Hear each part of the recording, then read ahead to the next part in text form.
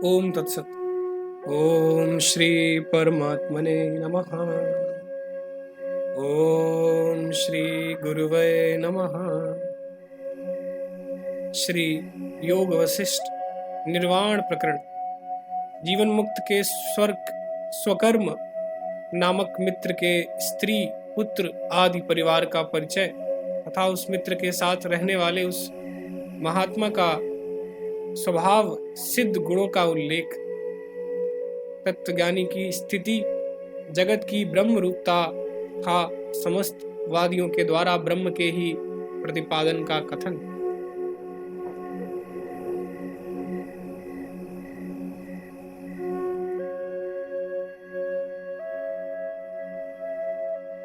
श्री राम जी पूछने लगे, ब्रह्मन, जीवन मुक्त पुरुष का मित्र कौन है?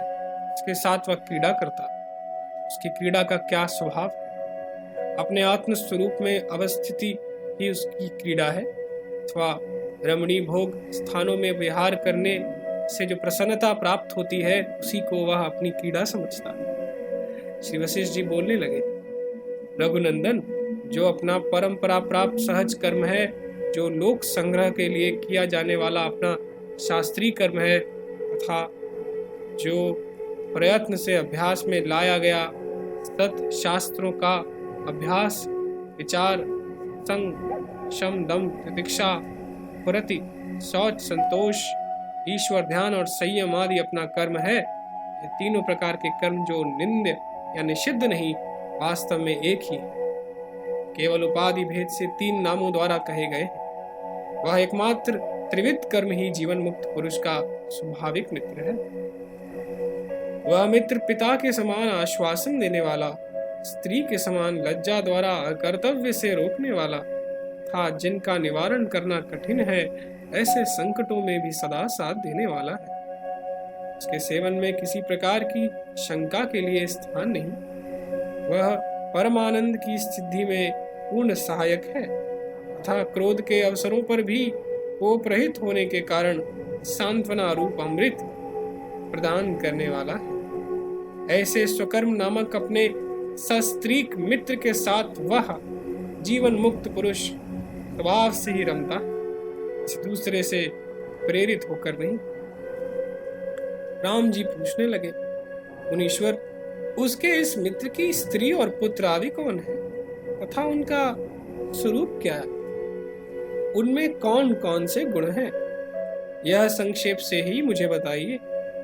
वशिष्ठ जी कहने लगे, महामते, इस स्वकर्म नामक मित्र के स्नान, दान, तप, ध्यान नाम वाले 4 महात्मा पुत्र हैं।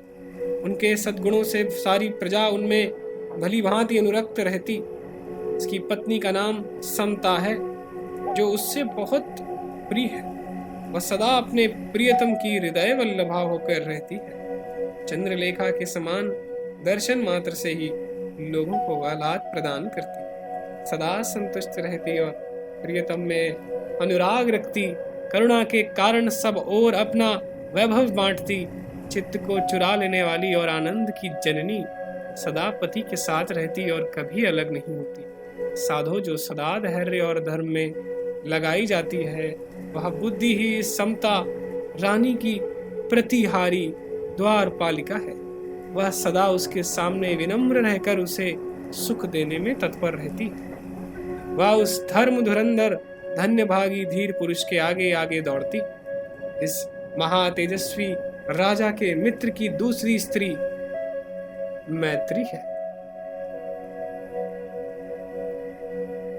जो राज्य पर बढ़े हुए शत्रुओं को पराजित करने के लिए राजा को उचित मंत्रणा प्रदान करती।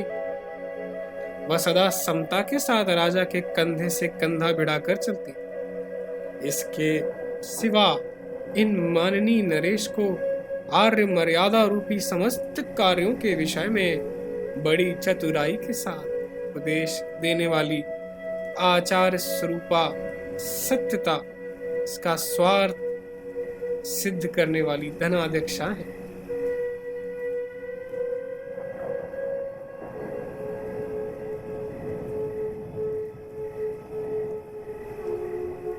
इस तरह के उत्तम परिवार वाले मित्र एवं मंत्री रूप अपने कर्म के साथ सर्वत्र व्यवहार निर्वाह करता हुआ जीवन मुक्त पुरुष ना तो लौकिक लाभ में हर्ष मानता और ना हानि होने पर कुपित ही होता है। निर्वाण मोक्ष में मन लगाए रहने वाला वह मननशील मुनि युद्ध आदि व्यवहार में तत्पर होने पर भी चित्र लिखित योद्धा की भांति ज्यों का त्यों ही निर्लेप स्थित रहता है। निरर्थक वाद विवादों में वह पत्थर की प्रतिमा की भांति मूक बना रहता। बेमतलब की बातों को सुनने में वह परले सिरे का बहरा बना रहता।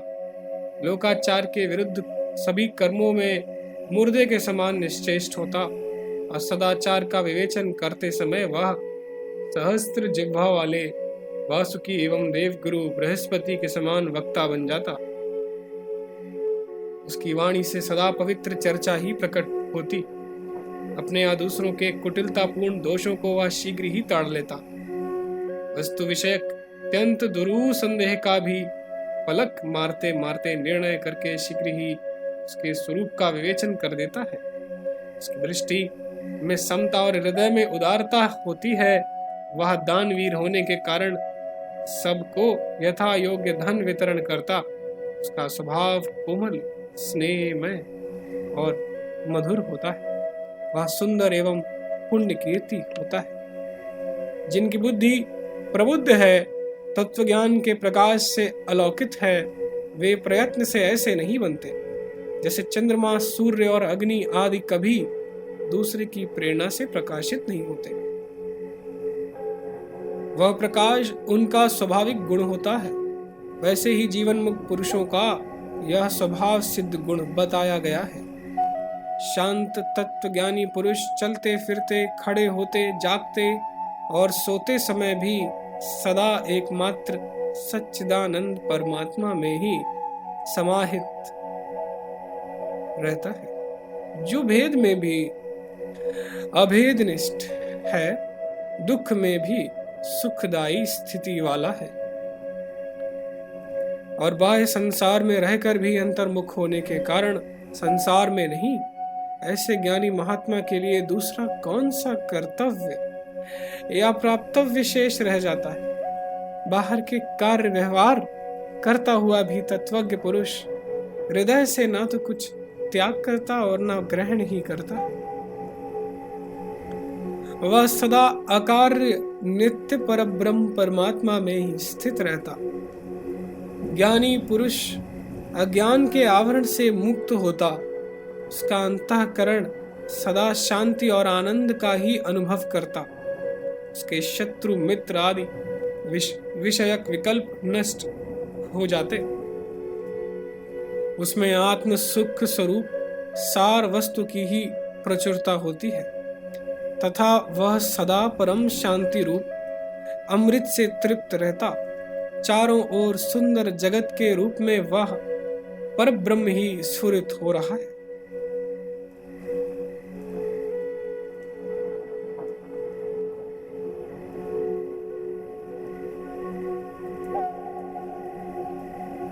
वह स्फुरण और अस्फुरण, सृष्टि और प्रलय काल में भी अपने निर्विकार स्वरूप में ही अकेला स्थित रहता। दृश्य प्रपंच के रूप में भासित होकर भी निर्मल प्रशांत चेतन आकाश रूप ही है, परंतु अज्ञानियों की दृष्टि में अनादि काल से प्रलय और सृष्टि के उदय रूप से ही उदित है। अज्ञ जनता के निश्चय को छोड़कर तत्वज्ञानी पुरुष की दृष्टि में ज्यों का त्यों स्थित हुआ यह जगत सदा निर्विकार ब्रह्म रूप ही है। यदि तरंग चेतन हो और वह युक्ति से यह समझ ले कि मैं तरंग नहीं जल ही हूं, तो उसकी तरंगता कैसे रह जाएगी। वेदांतियों, जैनियों, सांख्यवादियों, बौद्धों, व्यास आदि आचार्यों, पाशुपतों तथा वैष्णवादि आगमों ने भली भांति से प्रतिपादन करके जो जो दृष्टिकोण उपस्थित किए हैं, उन सब के रूप में भी हमारा प्रतिपाद्य ब्रह्म ही स्फुरित हो रहा है।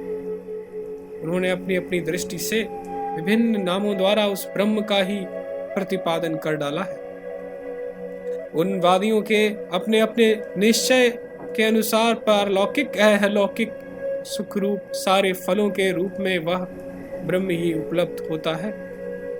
ब्रह्म की ऐसी ही महिमा है क्योंकि उसका स्वरूप सर्वात्मक है।